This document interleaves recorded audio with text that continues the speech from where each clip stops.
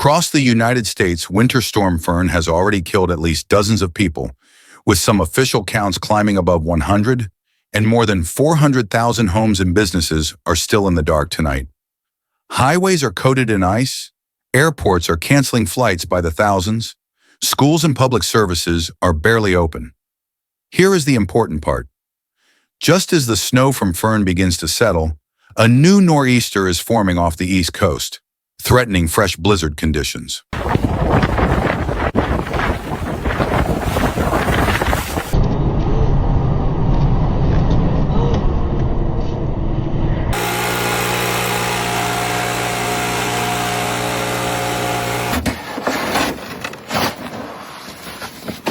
Meteorologists now describe Winter Storm Fern as the defining winter storm of January 2026. It formed over North America around January 22nd and slowly intensified into a powerful winter system, with winds near 70 miles per hour and central pressure dropping toward 962 hectopascals according to storm analyses.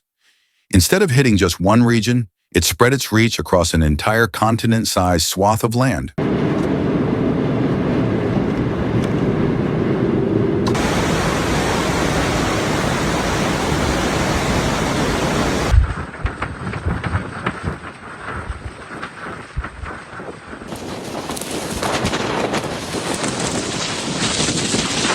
From the high deserts of New Mexico and West Texas, across the plains, through the Ohio Valley and the Deep South, all the way to the big cities of the East Coast and into New England, Fern laid down a mix of heavy snow, sleet, and freezing rain. Satellite images from NASA on January 26th showed a bright white band of snow stretching from the southwest of the United States all the way to the northeastern tip of the country, marking just how wide this storm really was. We're gonna go out the camper.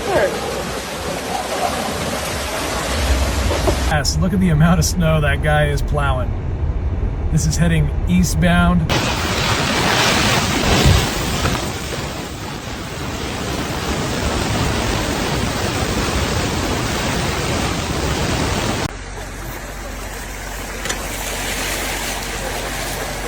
In the mountains near Bonito Lake in New Mexico, snow totals reached about 31 inches. Yet in parts of the south, ice built up to about 1 inch thick on trees and power lines, heavy enough to snap poles and bring down wires. In Arkansas, sleet piled up over 6 inches in Little Rock, breaking daily snowfall records that had stood since the late 1800s. And far to the north, in Siegel, Minnesota, temperatures plunged toward minus 43 degrees Fahrenheit, turning any power outage into a direct threat to life.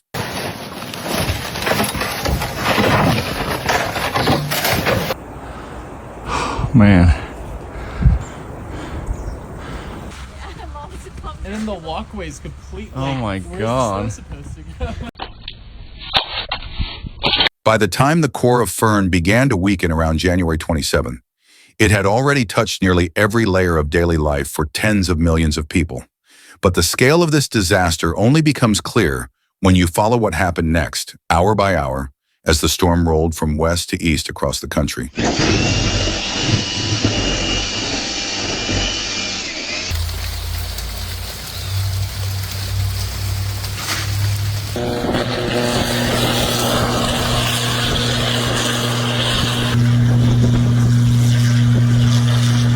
In the days before the first flakes fell, this storm was already on the maps. Forecasters with the National Weather Service began issuing winter storm watches and warnings as Fern took shape around January 22nd, stretching a long corridor of alerts from the southwest toward the Ohio Valley and the East Coast. Governors declared states of emergency, road crews pre-treated highways, and families rushed to grocery stores to buy food, water, and fuel, knowing they might be stuck at home for days. All right, this is reporting from Juneau, Alaska. And yes, this was supposed to be rain. Then the snow and ice arrived. In New Mexico and parts of West Texas, Fern first showed its strength with deep, powdery snow, piling up toward 30 inches near places like Bonito Lake. As the storm shifted east into Texas and Oklahoma, the snow mixed with ice, turning interstates into slick, invisible traps. Authorities reported multiple crashes, one vehicle sliding off elevated ramps, and at least a few weather-related deaths linked to traffic accidents, exposure, and people venturing out on frozen lakes and rivers.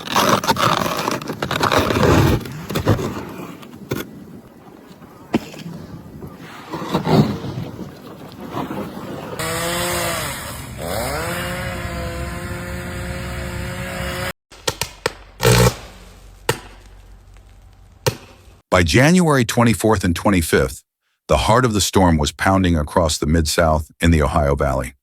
Little Rock in Arkansas saw more than 6 inches of sleet and snow in a single day, breaking a snowfall record that had stood since 1899. Across Kentucky, Indiana, and Ohio, bands of snow and sleet stacked up from 6 to 13 inches, with a crust of ice up to nearly 1 inch thick in parts of Kentucky. Trees snapped, poles cracked, and power lines fell under the weight, pushing nationwide outages past 1 million customers at the peak, according to utility reports.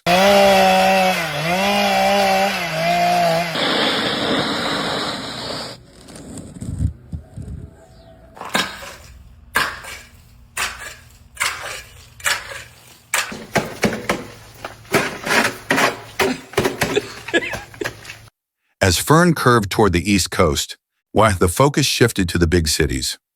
Washington, D.C. picked up almost 7 inches of snow. Philadelphia climbed above 9 inches in one day, its heaviest daily snowfall since the big blizzard of 2016. In Boston and parts of New England, totals exceeded 20 inches, shutting schools, slowing trains, and forcing thousands of flight cancellations. And even when the last snow band finally moved offshore, the real cost of Fern was only beginning to emerge, measured not in inches, but in lives and days without power.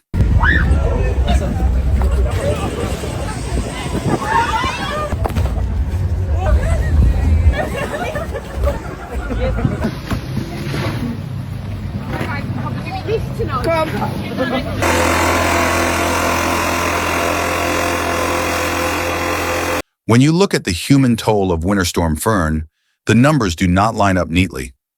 Different agencies and newsrooms are counting in different ways and on different timetables. A recent compiled tally based on state and local reports now lists around 106 people who lost their lives in connection with Fern and the brutal cold that followed.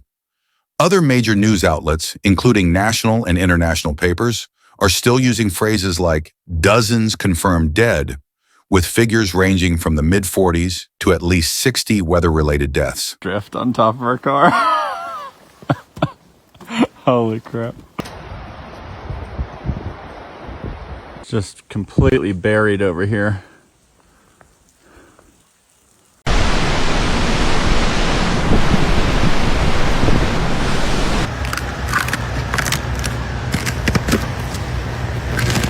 Behind those numbers are stories that repeat from state to state. In Tennessee, Louisiana, Kentucky, and Mississippi, officials describe patients dying of hypothermia in unheated homes, or after being stranded outside when vehicles slid off icy roads. Medical examiners are reporting cases of carbon monoxide poisoning as families ran generators or grills indoors to keep warm during long outages. In Texas, Arkansas, and other southern states not used to this kind of ice, drivers were killed in chain reaction crashes on frozen interstates or after losing control on rural bridges that turned into sheets of ice.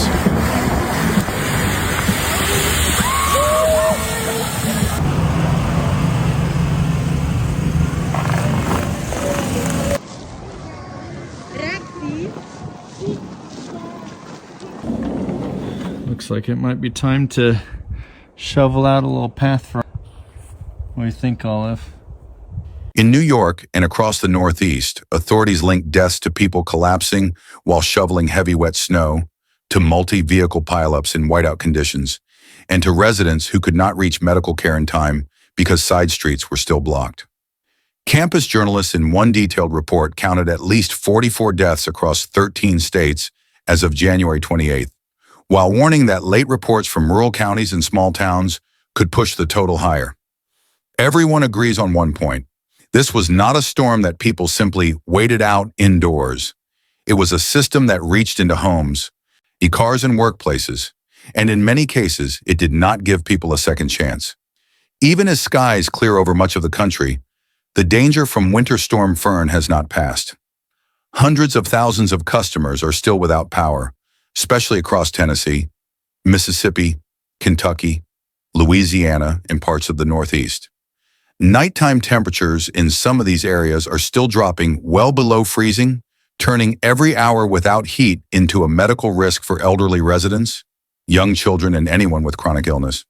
Downed trees and power poles have left neighborhoods in the dark for days, and utility crews are warning that in the hardest hit pockets, full restoration could take several more days. Here is the important part. While communities are still dealing with those outages, the forecasters are tracking a new winter system just off the East Coast. A developing nor'easter with the potential to rapidly intensify into what meteorologists call a bomb cyclone is expected to move toward the Carolinas, Virginia, the Mid-Atlantic, and New England in the coming days. Early projections from national outlets suggest up to 12 inches of new snow in some coastal zones, with wind gusts that could reach 60 miles per hour, enough to create blizzard-like conditions if heavy snow and low visibility line up at the same time. Along the shoreline, that combination of wind and low pressure could push water inland, raising the risk of coastal flooding when high tide arrives. For cities and towns from the Outer Banks to Maine, the concern is not just another snow event, but the impact on an already stressed landscape. Roofs are still carrying the weight of the last storm, trees and branches are weakened, and power lines are exposed. A second round of heavy wet snow and strong wind on top of that could trigger new outages, fresh damage, and another round of dangerous travel conditions just as people are trying to return to work and school. Across the regions hit hardest by Winter Storm Fern, the response effort is now in a long, grinding recovery phase. Utility companies have brought nationwide outages down from a peak of more than 1 million customers to around 400,000 still without power, but progress is uneven. In Tennessee, local stations in Nashville report close to 99,000 customers, still in the dark after what some utilities describe as their worst ice event in decades. In Mississippi, One Entergy says tens of thousands remain without power, even after restoring service to more than 120,000 accounts over the course of the storm. Crews are working around the clock, but some rural pockets are being told to prepare for several more days without electricity. On the transportation side, airlines and highway departments are trying to dig out from one of the most disruptive winter events since the height of the COVID era. Analysts estimate that around 20,000 flights were canceled over the peak days of Fern, with at least 10,000 of those involving American Airlines. On January 28th alone, American canceled more than 400 flights, roughly 15 to 16% of its daily schedule, as it tried to rebuild operations at major hubs like Dallas-Fort Worth, Charlotte, and Philadelphia. The airline now faces an estimated $150 to $200 million in weather-related losses, while passengers continue to deal with multi-day delays and missed connections on both domestic and international routes. On the ground, snowplows and salt trucks are still clearing secondary roads and residential streets from the Mid-South to New England. Some school districts, especially in parts of North Carolina, Kentucky, and Virginia, have extended remote learning because buses cannot safely reach many neighborhoods, and pockets of outages remain. Federal offices in Washington and local governments in several states are operating on limited schedules or with reduced in-person staffing. Emergency managers say the next few days will be critical as they try to restore power, now reopen schools and public buildings, and stabilize transport networks before the next coastal storm arrives. In the weeks and months ahead, Winter Storm Fern is likely to be remembered as more than just another winter storm.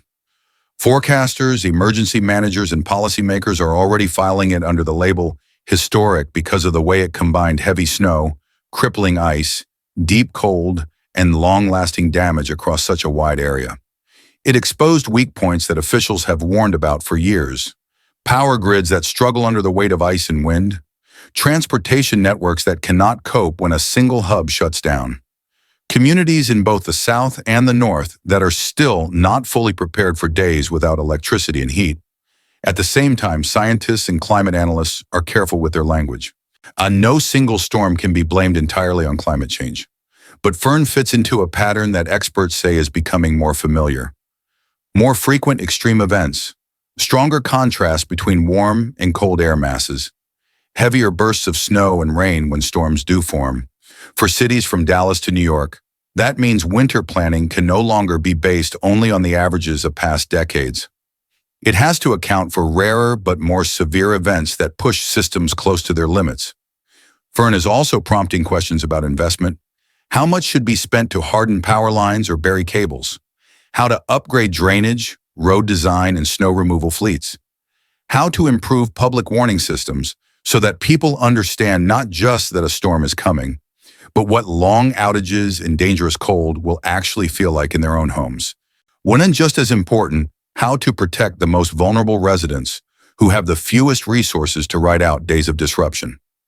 The answers will shape not only how the United States remembers Fern, but how ready it will be when the next historic winter storm appears on the map. In the end, the story of Winter Storm Fern is not just a list of numbers.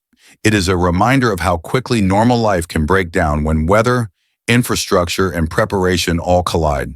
A single storm, over a span of a few days, managed to shut schools from the South to New England, cancel thousands of flights, darken hundreds of thousands of homes, and leave a death toll that will take time to fully understand.